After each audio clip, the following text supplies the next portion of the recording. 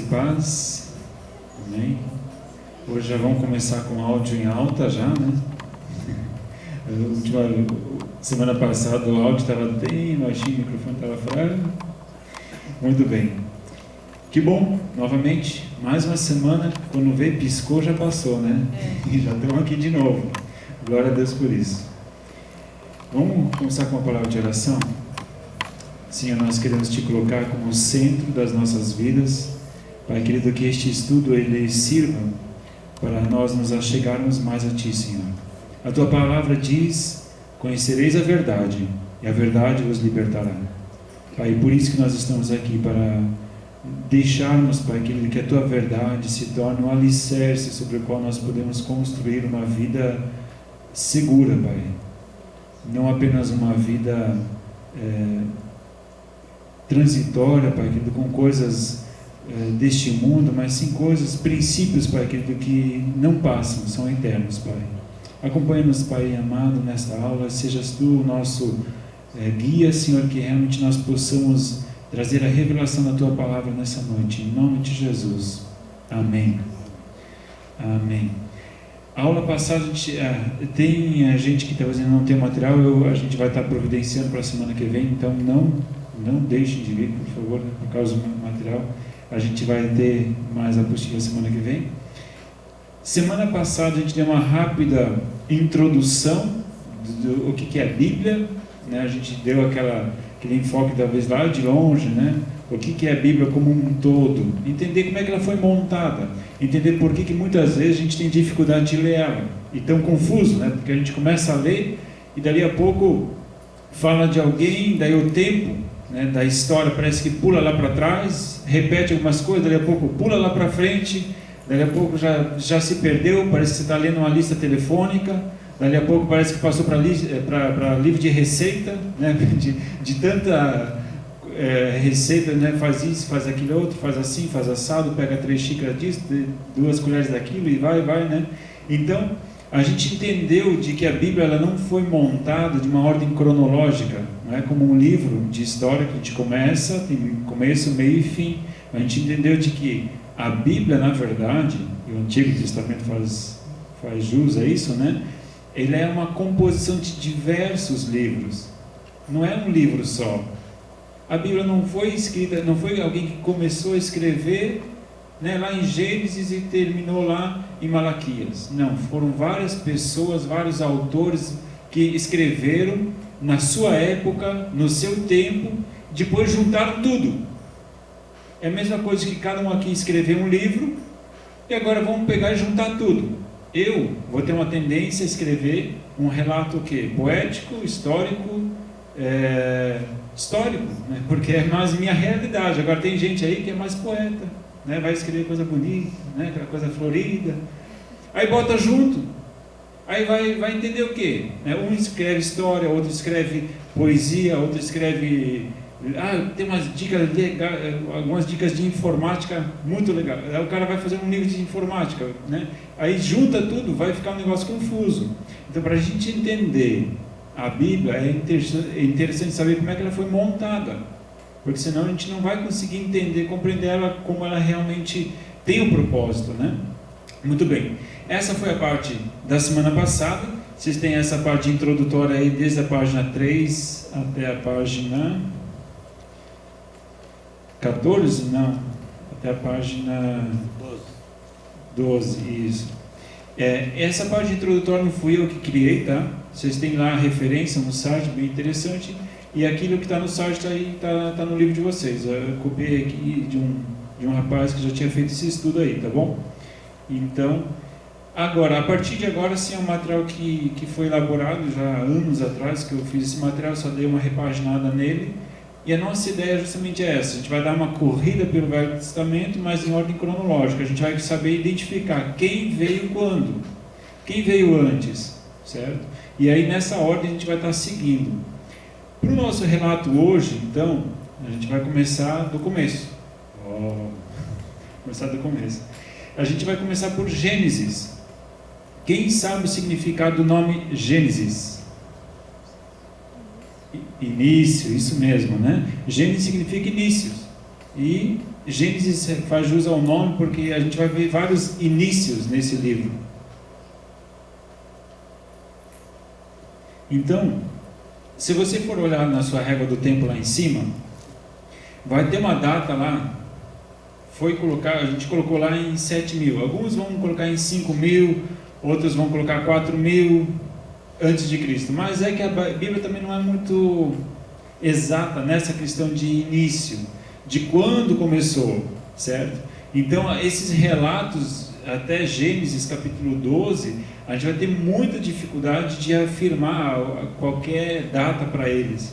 Então, aqui então, são suposições. A gente sabe sim que aquilo que veio antes de Jesus é mais do que aquilo que veio até os nossos dias de hoje. Então, depois de Jesus, nós temos aí em torno de 2000, a gente está agora no ano de 2015, né? Antes de Jesus veio mais, tá? Então nós temos aí em torno de 4.000 anos, talvez, antes de Cristo, tá? 4, 5, 6 mil anos antes de Cristo. Existem alguns estudiosos que remetem até 8.000 anos antes de Cristo, algumas civilizações. Então, é muito tempo, certo? A humanidade, ela teve um desenvolvimento muito lento no início, né? Lento aos nossos olhos hoje, né? Tecnologia 1000, esse ano é uma coisa, ano que vem já é completamente nova. Então, os avanços tecnológicos são muito rápidos nos nossos dias hoje, né? Só que se a gente olhar para o nosso passado, então houve um grande período de tempo onde a evolução foi tecnológica, intelectual, enfim, né? Foi sendo mais lenta. Então nós temos uma data variável aí, né? A introdução vai falar sobre isso, né? Em nossos dias somos confrontados com teorias diversas sobre o surgimento da vida na Terra, e aos nossos filhos são ensinadas teorias que contrariam e distorcem os conceitos bíblicos. O que a Bíblia procura esclarecer, o que ela afirma e o que ela não tem preocupação de afirmar. Então, às vezes a gente também quer afirmar uma coisa que a Bíblia também não tem preocupação de afirmar. E hoje a gente vai ver um pouquinho isso, né? O tempo e o lugar. Então existem certas dúvidas aí em relação ao tempo em si. Vamos lá para o segundo parágrafo, lá do tempo e do lugar. Quando ocorreu, não o sabemos, a criação. Só sabemos que foi o nosso bom Deus que fez tudo o que existe. Quanto tempo levou, não sabemos. Sobre a teoria dos dias da criação do mundo, muito tem se falado. Algumas das ideias mais aceitas são as seguintes. Então nós temos duas teorias em relação à questão da criação.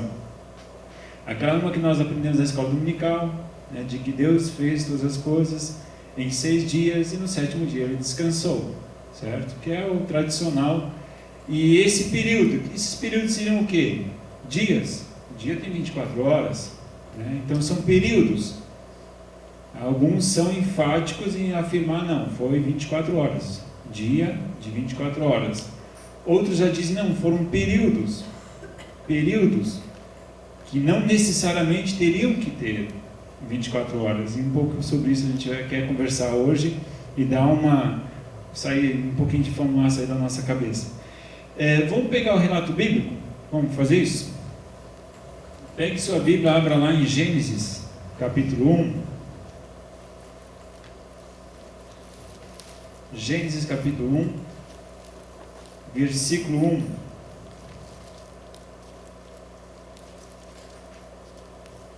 Está fácil de achar, né? Ainda está fácil. Na hora que a gente chegar mais para frente vai ficar um pouco mais difícil. 1. No princípio criou Deus os céus e a terra. Muito bem. Primeira verdade. A Bíblia nunca se preocupou em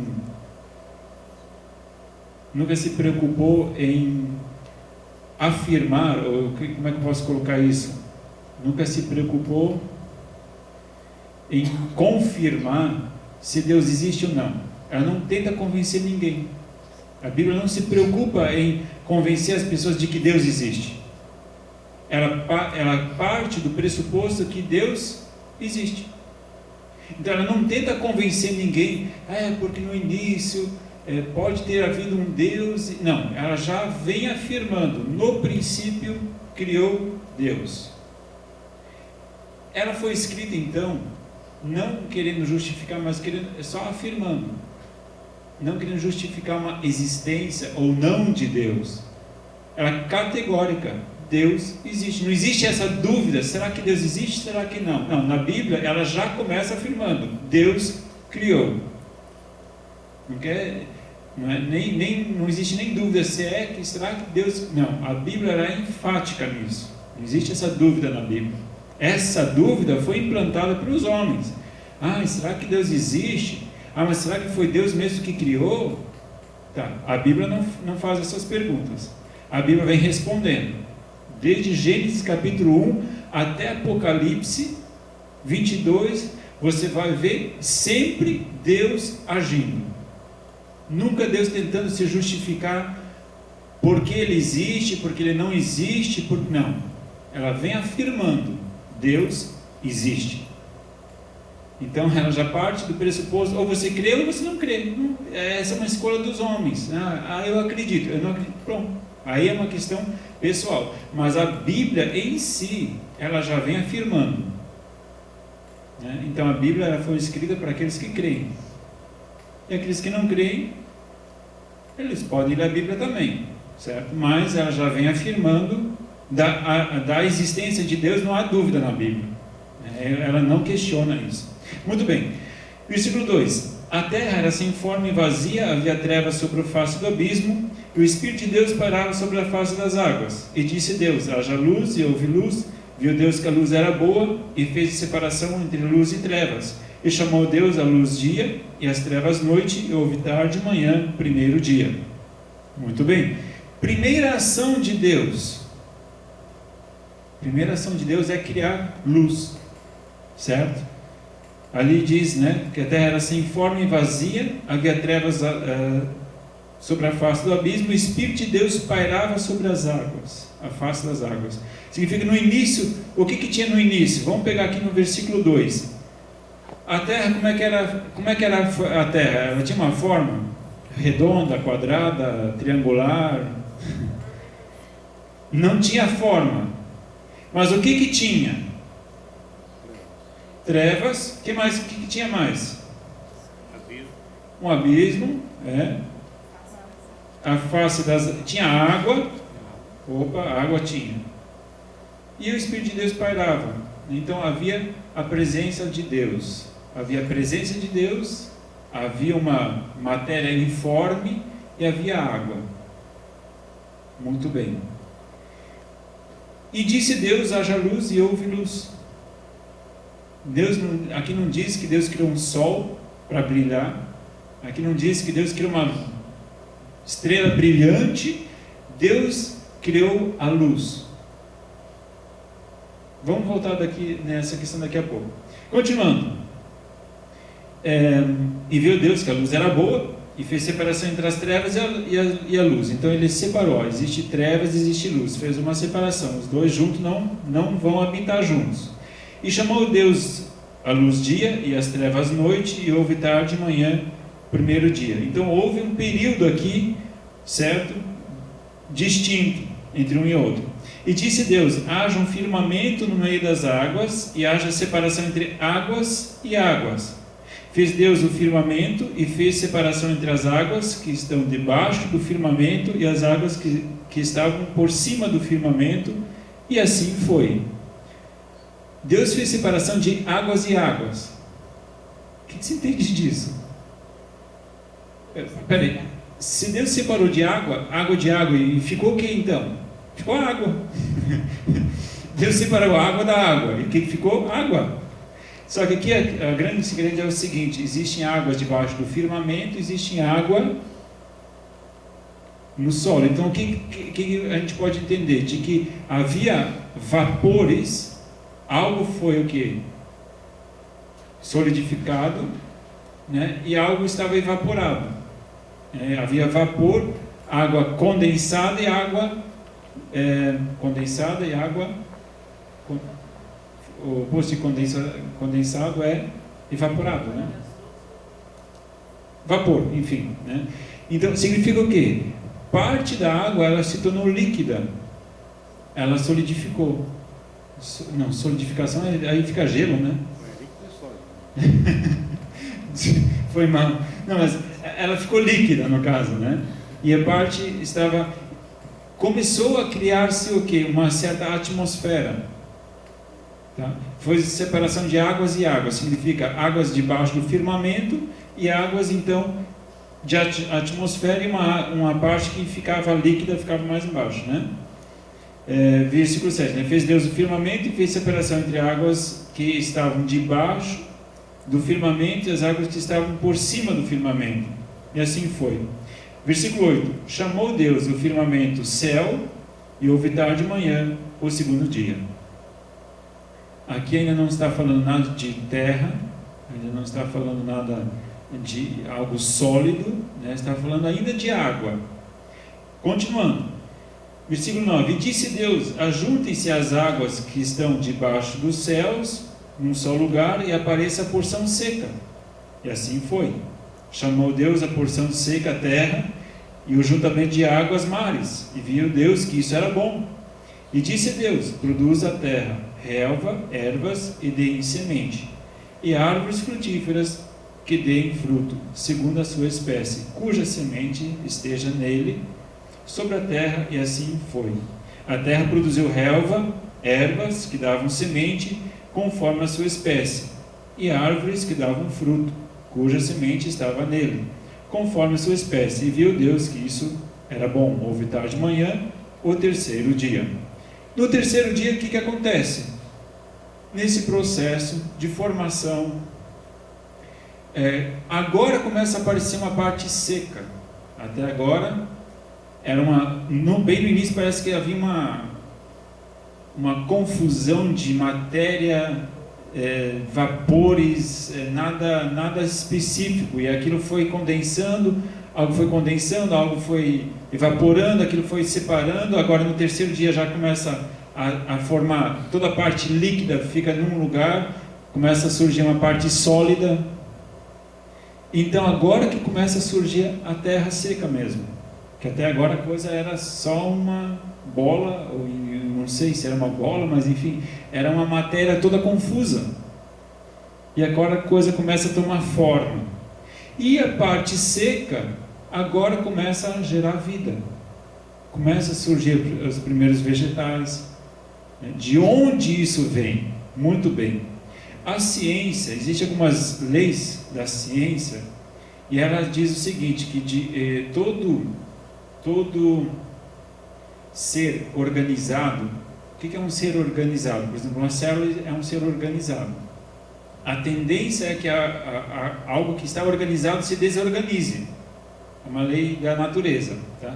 Tudo que está organizado, a tendência é que ela se desorganize, não que ela se organize, certo? Algo que é uma célula, ela vai se organizando por si mesma, mas a tendência é ela se desorganizar do que ela se organizar.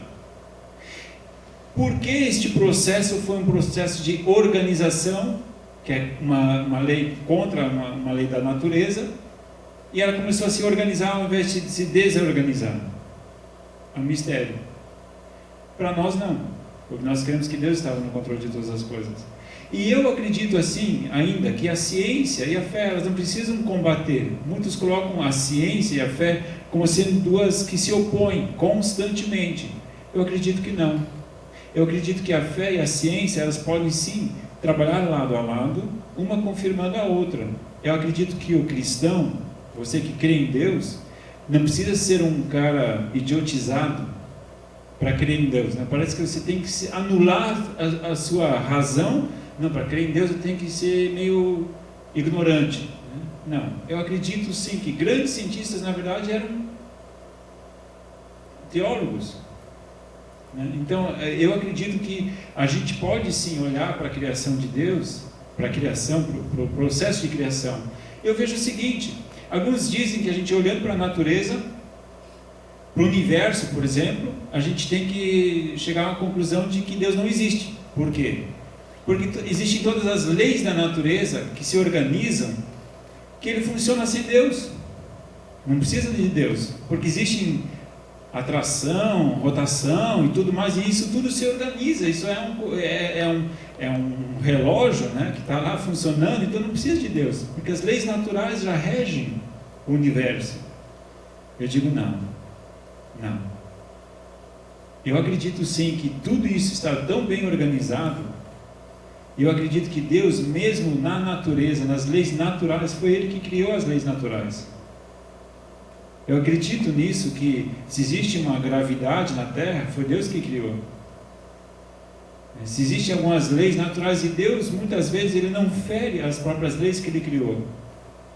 Ele sim, Ele é soberano. E a gente pode ver na Bíblia, vários relatos, a gente vai ver disso, que Ele está acima da natureza. Ele não precisa respeitar as leis naturais. Jesus andou sobre a água. Você pode tentar fazer o que você quiser, mas você não vai conseguir fazer isso. Só o Filho de Deus pode quebrar as regras naturais. Só o Filho de Deus. Se Deus não é com ele, ele não pode quebrar as regras naturais, porque quem criou as regras naturais foi Deus. Então só Deus consegue o quê? Sobrepor as próprias leis que Ele mesmo criou. Então eu não acho tão idiota assim olhar para a natureza e ver Deus na natureza, de que existe um ser superior que criou todas as coisas. Muito bem, voltando para a nossa questão aqui, no terceiro dia então começa a surgir uma organização, certo? A Terra começa a se organizar.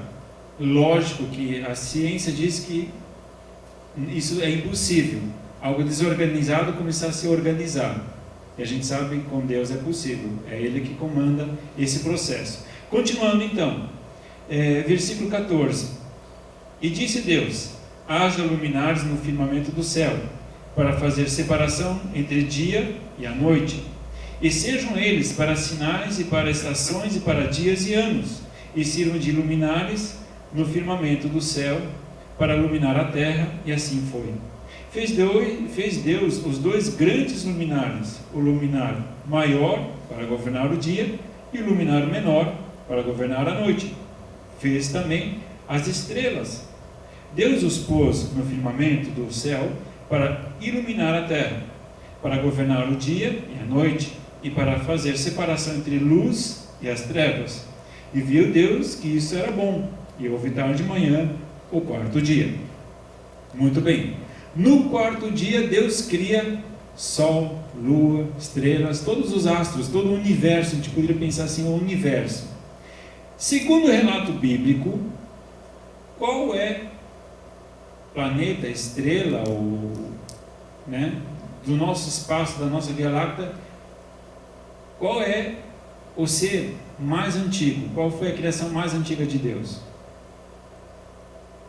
Que veio antes de toda a outra criação? A Terra.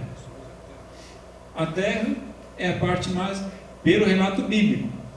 Até o Sol teve que dar lugar para a Terra, né? Pelo relato bíblico, a Terra é aquela que já esteve lá no início. Agora, todos os outros astros, né, eles vieram depois. Sol, lua, estrela, pelo relato bíblico. A gente está falando pelo relato bíblico, né? Então, a gente vê que Deus se preocupou em primeiro formar a terra. Muito bem. No quarto dia Deus criou o sol e as estrelas. E para que Ele fez isso? A própria Bíblia já fala. Deus criou o sol e a lua para distinguir o dia da noite. Tá, e agora eu pergunto, como é que distinguiu o dia da noite antes, então? Se o sol foi criado no quarto dia, já tinha luz. Como é que tinha luz sem ter sol? Oi? A palavra? A de Deus. Pode ser. A própria palavra diz que no céu não vai ter sol, mas é a glória de Deus que vai iluminar. Agora, cientificamente falando, os cientistas eles ainda não descobriram, mas dizem que existe uma fonte de luz, tá, que ilumina o universo, que eles ainda não identificaram qual é essa fonte de luz, mas dizem que o universo é iluminado por uma fonte luminosa que ainda não se descobriu, certo? Porque o Sol, nosso Sol, ele não consegue gerar uma luz tão forte para iluminar o universo. Então, são coisas que eu tenho lido aí em revistas e tal, que os cientistas ainda estão buscando respostas que eles ainda não têm. Tá? Então a gente sabe que neste momento, no quarto dia, Deus estabelece algo muito importante. Veja o que está escrito lá no versículo...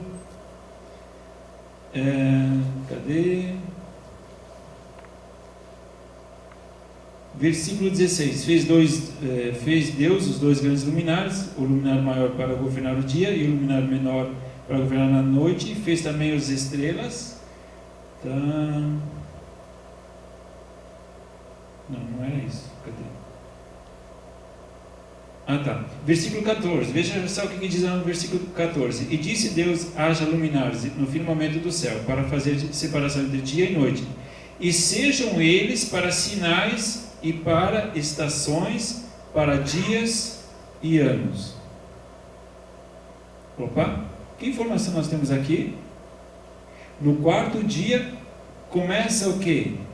Um ciclo.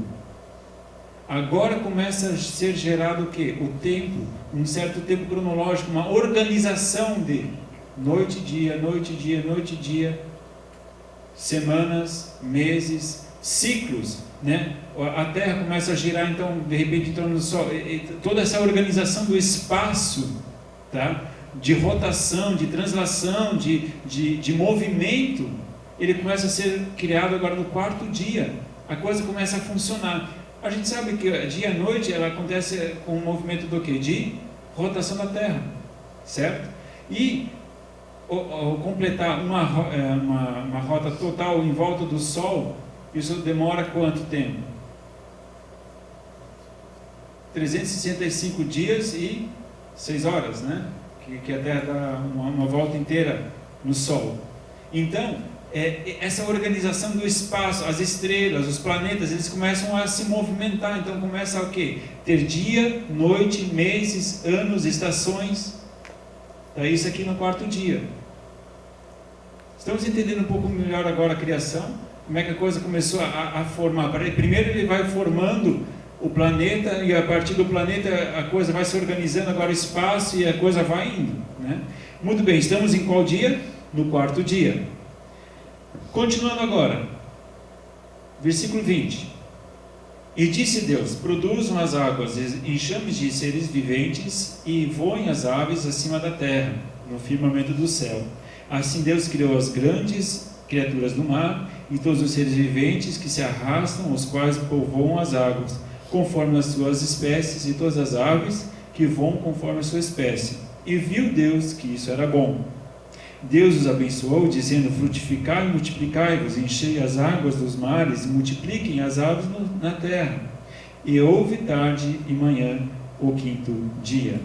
Então, no quinto dia, Deus começa a criar seres vivos, agora não vegetais, mas agora animais. Então, primeiro veio o vegetal, e agora veio animal. Começando por onde? Onde é que a coisa começa? Na água. Sempre a água, né? Parece que a água estava lá no início, já Deus teve que primeiro reorganizar a água, para depois organizar a parte seca, para depois vir vegetal, para depois vir animal. Por que o ser humano é tão fissurado em achar água em outros planetas? Já pensou nisso? Por que o ser humano procura tanto água? Achou água, parece que se acha água, olha só, né? Achamos água, pode ter vida nesse planeta. A molécula da água é composta por oxigênio e hidrogênio, certo? Se existe água, existe oxigênio. E toda a vida ela depende do oxigênio. Não existe vida sem oxigênio. Então, se existe água, é que haja possibilidade que existe. Lógico, se existe água, existe oxigênio. Isso né?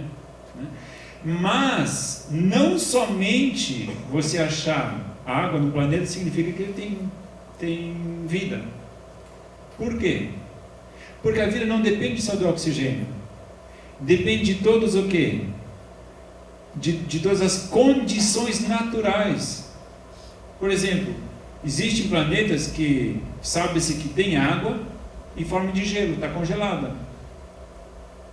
Não tem atmosfera nenhuma, é tão gelado, que não sei quantos graus abaixo de zero, então é gelado, não tem vida lá, porque não tem oxigênio, não tem atmosfera. Então não existe a respiração. Então não adianta só você achar água, achamos água no planeta tal. Não adianta achar água.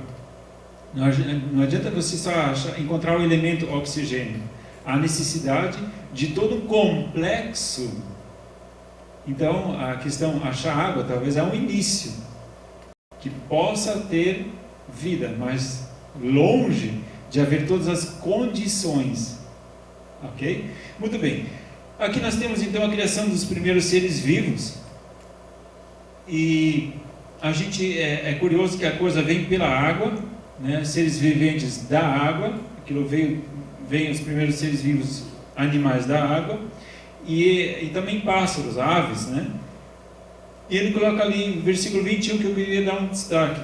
Assim Deus criou as grandes criaturas do mar, e todos os seres viventes que se arrastam, os quais povoam as águas, conforme as suas espécies, e todas as aves que voam conforme a sua espécie. Alguma Bíblia de vocês traz outra palavra para grandes criaturas do mar? Monstros. Animais marinhos. Animais aquáticos. É uma linguagem mais né, light, assim, né?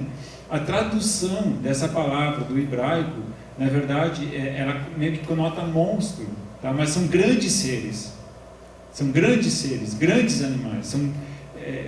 Então, a palavra monstro, de repente, assusta, mas monstro não existe, né? Seriam grandes animais, tá? E aqui eu vou colocar o seguinte, a minha interpretação, tá? Mas houve um período de tempo que a gente acha os fósseis hoje em dia, certo? De dinossauros que deixaram de existir. Alguns dizem, esse negócio de dinossauro é conversa, isso aí não existe, isso aí foram os homens que enterraram. Gente, vai ter o que fazer, né? Se você não tem o que fazer, ficar enterrando, né, coisa para... Isso é ridículo, tá? Então, se você estudar um pouquinho de arqueologia, né, e paleontologia, principalmente paleontologia, você vai perceber de que houveram sim animais extraordinariamente grandes e extraordinariamente pequenos. Dinossauro a gente sempre acha que são gigantes, né? Aquela coisa extraordinária, T-Rex, assim, aquele negócio monstruoso, assim, né? Carnívora, né? Se viu o Jurassic Park, você acha que dinossauro só é... Não, gente, tinha dinossauro pequenininho, tá? Eu fui aqui no Museu de Mafra, se vocês não foram, vão lá no Museu da Terra e da Vida, muito legal. O curador daquele museu, ele participa de escavações paleontológicas. Escavação paleontológica e arqueológica. Qual a diferença? Paleontólogo é aquele que vai encontrar restos de vida vegetal e animal, certo? Então, por exemplo, dinossauros, fósseis, até poderia ter trazido, eu esqueci de trazer, eu tenho um pedaço de árvore de madeira fossilizada. O que é uma madeira fossilizada? É uma madeira que foi enterrada, ficou centenas ou até milhares de anos enterrada, não pegou oxigênio, por isso não apodreceu, e ela se preservou, ficou uma pedra. Se você olhar assim, uma pedra. Não é uma pedra, é madeira. Foi madeira, né? E ela fossilizou, virou fóssil. Então, os ossos também fossilizam. O processo de fossilização é algo que acontece. E lá, nesse museu, eu fiz uma visita ali, e ele foi desenterrado aqui no Brasil, vários fósseis de dinossauros. A gente de repente não conhece a nossa pré-história, mas o Brasil existe uma pré-história muito legal, que está sendo descoberta agora, de fósseis pequenininhos assim, de pterossauros. Sabe o que é um pterossauro? Aquele que voa, já viram? Ele tem um bico assim, e tem um negócio aqui em cima, parece uma crista assim, mas era um osso forte assim, né? Mas o esqueletozinho é tão miudinho assim, é um dinossauro, né? Porque ele já está extinto faz milênios já, né? Então, no Rio Grande do Sul, escavaram fósseis de dinossauros pequenos. Eles são parentes do Velociraptor. O Velociraptor é aquele que corre, né, tal. Então ele é pequenininho assim, a estatura quase do tamanho de ser humano, assim, 1 metro, 1,5 metro. Já em Uberaba, desenterraram um dinossauro de uma idade talvez adulta, de adulto para jovem. Ele mede 15 metros de comprimento. Ele está exposto aqui em Mafra. Se vocês quiserem ver, é uma réplica, né? Porque o osso é muito pesado. Né? Por quê? Porque ele fossilizou. Fossilizou significa que ele virou pedra. Então pense num amontoado de pedra, você tem que pendurar isso, né? Então eles fazem réplicas de materiais, e essas réplicas, existem 3 réplicas no Brasil, uma em Uberaba, uma no Rio de Janeiro e uma em Mafra. Então aqui pertinho, se vocês quiserem estudar, ver um pouquinho mais, ter um pouquinho mais de curiosidade, eu gosto dessa área, então por isso que eu fui lá dar uma olhada também. Então tem coisas bem interessantes aqui pertinho, que dá para a gente entrar lá e estudar. Está lá na faculdade do... como é que é? Do Contestado, isso, na faculdade de Contestado. Né? Então é bem legal. Gente, então, houveram criaturas grandes, gigantes, tá? Que foram extintas. E olha só que interessante. Vamos agora para o dia 6, e aí eu vou fazer essa diferenciação. Versículo 24, disse Deus, produz a terra seres viventes conforme a sua espécie, animais domésticos, répteis e animais selvagens, conforme a sua espécie. E assim foi. Deus fez animais selvagens conforme a sua espécie, os animais domésticos conforme a sua espécie, e todos os répteis conforme a sua espécie. E viu Deus que isso era bom. Agora parece que Deus cria uma segunda categoria de animais. Estão vendo? Animais selvagens e animais domésticos, e répteis também. É um outro dia, no 5º dia. Desculpa, no 6º dia, né? Então no 5º dia, que animais eram aqueles? Se agora são os animais domésticos e os animais selvagens, e agora que Deus cria, que animais eram aqueles outros, os grandes monstros, né? Então eu só tenho uma leitura, que é um período de tempo com uma certa classe de animais, e um outro período, agora um outro dia, que a Bíblia consta como dia, um outro período de tempo onde os animais, agora sim, são aqueles animais que estão no nosso tempo, domésticos, selvagens e tal, mas é um outro período, é um outro dia, é um outro período. Tá? Eu tenho um pouquinho de dificuldade na questão de 24 horas, eu vou colocar minha posição agora, né? Até inclusive por causa da minha formação de historiador, é meio complicado eu afirmar de que foram dias de 24 horas, porque vamos pegar aí uma gestação de um réptil, por exemplo, né? Para o réptil nascer, crescer, se multiplicar e gerar, isso demora muito mais que 24 horas, certo? E nos dinossauros eles encontraram desde filhotes como ovos, ainda não, né, ninhos de dinossauros e tudo mais, que não tinham se desenvolvido ainda. Então eu acredito mais em eras geológicas, períodos de tempo não definidos. Porque a gente olhando agora para as questões geológicas, se você pegar uma estalactite, vocês sabem o que é, né? O negócio da caverna que fica pingando água lá, né, tal, e ela vai crescendo devagarinho e tal. Então ela cresce mais ou menos 1 centímetro cúbico em 100 anos. Tá? É mais ou menos a média de crescimento de uma estalactite é essa. De 1 centímetro cúbico, significa largura, espessura, na altura e tal, cúbico, cada 100 anos 1 centímetro. E a gente encontra aí estalactites aí de 2, 3 metros, né? E por aí vai. Então, gigante, né? Como é que isso foi formado? Aí você pode dizer, mas pode ter tido aí um efeito catalisador. O que é um efeito catalisador? Para quem entende um pouco de química, catalisador é um acelerador de uma reação química. Por exemplo, você pode pegar e colocar uma tigela de água no sol que ela vai evaporar, certo? Muito bem. Então, coloca a tigela, quanto tempo vai demorar para essa tigela evaporar? Não sei, né? Depende do sol, né? Se vier nuvem vai demorar mais. Mas existe mas isso é muito lento. Agora, se você botar fogo debaixo da tigela, aí vai rápido, né? Em alguns minutos já evaporou. Tá? Então, pode ter tido um efeito catalisador, de alguma forma, que acelerou o processo todo. Mas, gente, bota catalisador nesse negócio, né? Para acelerar tanto uma reação, Ainda assim, eu acho que demorou mais de 24 horas. Mesmo que tivesse algo que acelerasse esse processo, ainda assim demoraria mais de 24 horas. Então, esse é um posicionamento meu, tá? Não tome isso como uma verdade absoluta. Lá no céu você vai poder perguntar a Jesus: agora senta aqui, eu quero que você me explique como é que é esse negócio aqui, né? Mas assim que a gente consegue entender de alguma forma, eu acredito mais assim, períodos de tempo que não teriam mais do que, assim, seriam maiores de 24 horas. Muito bem, chegamos aí, então no sexto dia. Deus criou agora os animais, as espécies, certo?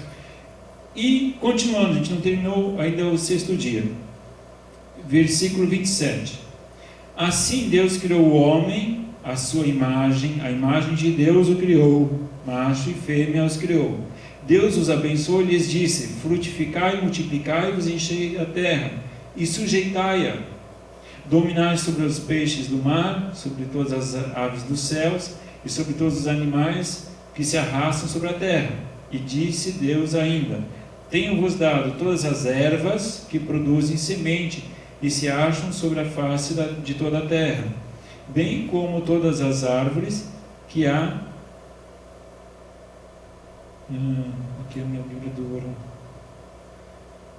Que há fruto, que dá semente, servosão para mantimento, e a todos os animais da terra, a todas as aves do céu e a todos os seres viventes que se arrastam sobre a terra, tenho dado todas as ervas verdes como mantimento.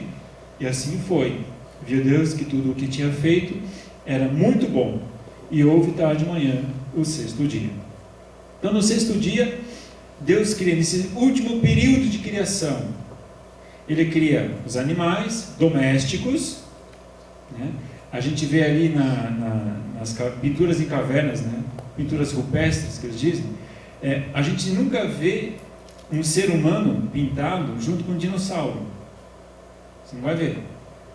O máximo que você vai encontrar é o que? É um ser humano pintado junto com um mamute ou um tigre dente de sabre, que já fazem parte, já encostado no período onde os seres humanos viveram. Então esses sim até conviveram no mesmo período. No máximo um mamute ou um tigre dente de sabre, que a gente ainda encontra aí nas pinturas rupestres, mas mais para trás do que isso não aconteceu. Então aquela velha teoria de que foi na Arca de Noé que os dinossauros foram extintos, gente, tira isso da cabeça, tá? Não foi por causa da enchente de Noé que os dinossauros não puderam entrar na arca que eles morreram afogados, tá? Foi um período anterior, e os animais que entraram, imagina então, se tivesse que levar um dinossauro na Arca de Noé. Então esquece esse negócio, que não ia caber toda a bicharada lá dentro. Enfim, então a questão é, os seres humanos foram criados nesse último período, juntamente com os animais domésticos. Mas houve algo diferente na hora de criarem os seres humanos. O ser humano é o último da criação. De tudo que foi criado, o que foi a última coisa que Deus criou? O ser humano. Tá? E ele não diz ali que ele evoluiu. Ele diz que ele foi criado à imagem e semelhança de quem?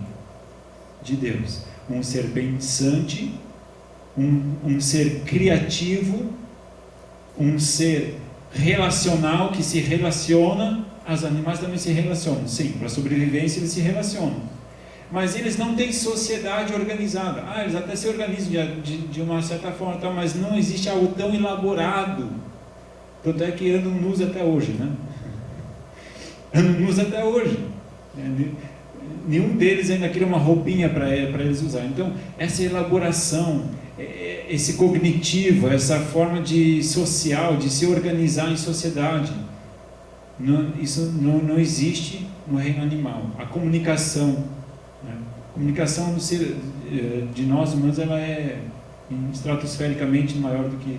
Então, houve algo diferente. Quando Deus criou o ser humano, Deus criou um gênero completamente diferente de tudo aquilo que Ele tinha criado até agora. E Ele disse que este ser dominaria sobre todos os outros e toda a criação. certo? Se você for ver lá no capítulo 1, versículo 28, ele diz lá: frutificai, multiplicai-vos, enchei a terra e sujeitai-a. Significa, você vai estar sobre a terra, você vai ser aquele que vai estar dominando sobre toda a criação. E aí ele ainda diz, né? Dominai sobre os peixes do mar, sobre todas as aves do céu, sobre todos os animais que se arrastam sobre a terra.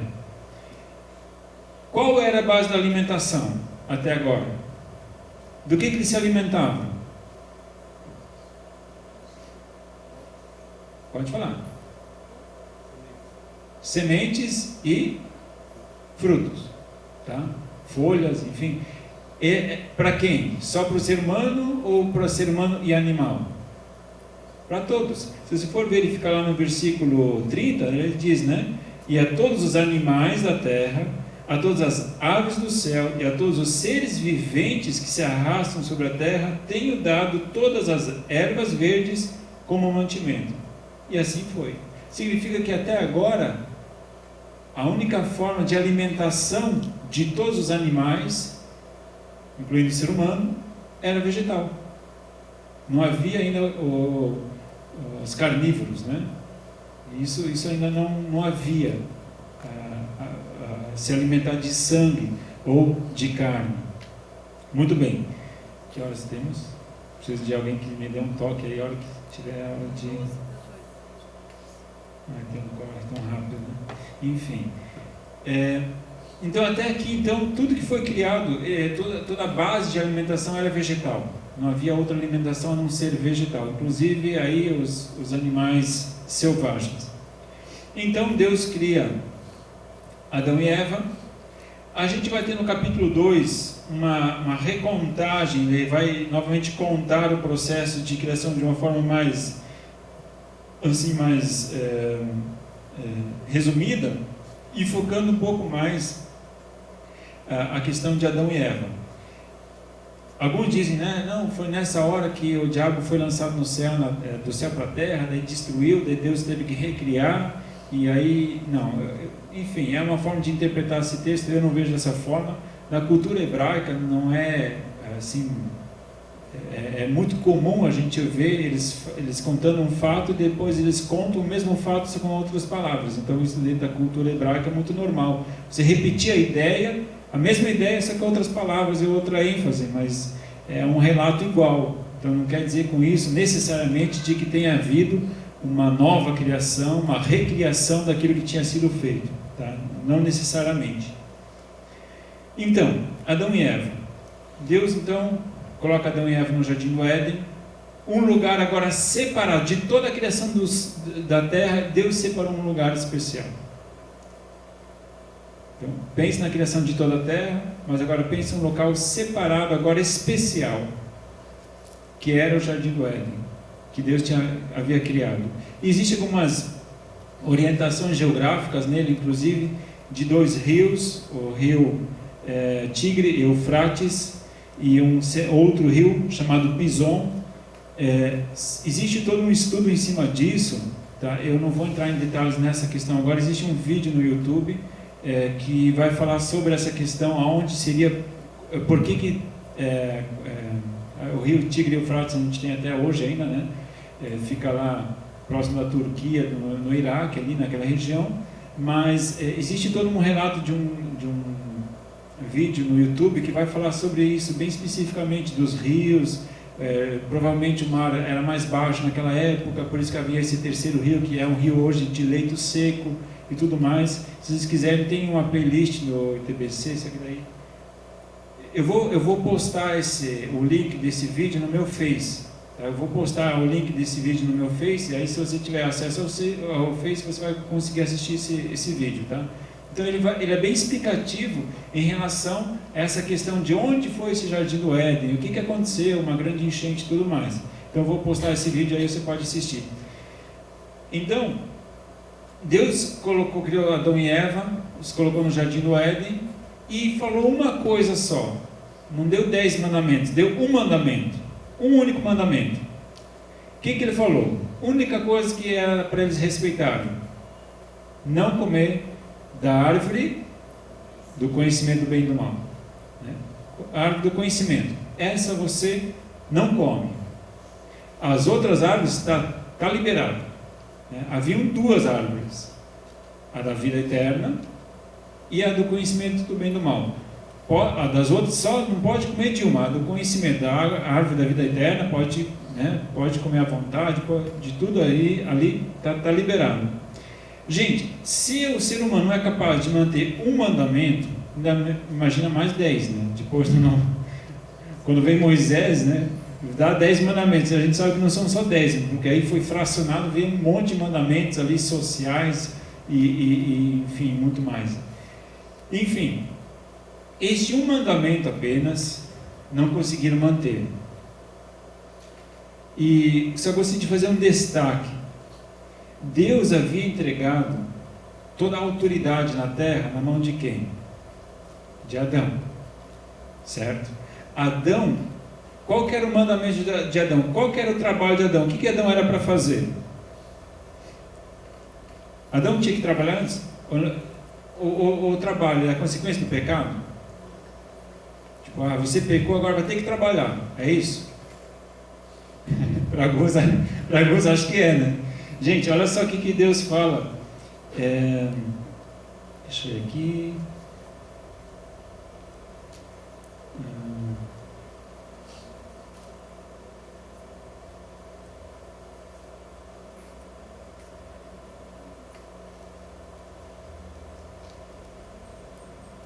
Cadê esse versículo agora? Colocou ele no jardim para lavrar e cuidar. Onde é que está isso? É 2,15. O Senhor Deus tomou o homem e o pôs no jardim do Éden para lavrar e o guardar. Ordenou o Senhor Deus ao homem, dizendo: de toda árvore do jardim comerás livremente, mas da árvore do conhecimento do bem e do mal dela não comerás. Muito bem, então, no início, Deus já deu um trabalho para o homem. O que era para ele fazer? Lavrar e cuidar. Lavrar, o que significa? Trabalhar, né? Lavrar a terra, certo? Semear, plantar, enfim, né? vai trabalhando. Só que com a entrada do pecado piorou o trabalho. Então, na verdade, o trabalho não é consequência do pecado, tá, gente? Trabalhar é uma bênção, tá? Então, se você achava uma desculpa que para não trabalhar, que Jesus já te salvou, já te libertou do pecado e te libertou do trabalho, vou ter uma má notícia para você: vai ter que trabalhar do mesmo jeito, porque o trabalho Deus criou antes do pecado, né? Claro que depois ficou um pouco mais difícil, né? Que aí Deus fala ali de que do suor do teu rosto comerás o pão, né? Então vai ter que suar, agora vai ter que ralar mesmo. Aí que veio a dificuldade, né? Mas o trabalho Deus já tinha criado antes. Não se preocupe em relação a isso. Trabalhar não é pecado. Agora, Deus colocou o homem no jardim para lavrar e cuidar. Significa que o homem seria um agente de bênção para a terra, para a criação. Certo? O homem foi colocado aqui na terra para cuidar. É isso que acontece, né? O homem está cuidando assim, glória a Deus, né? É isso que está acontecendo? A gente sabe que a partir do momento que o pecado entrou no homem, entrou também o quê? O egoísmo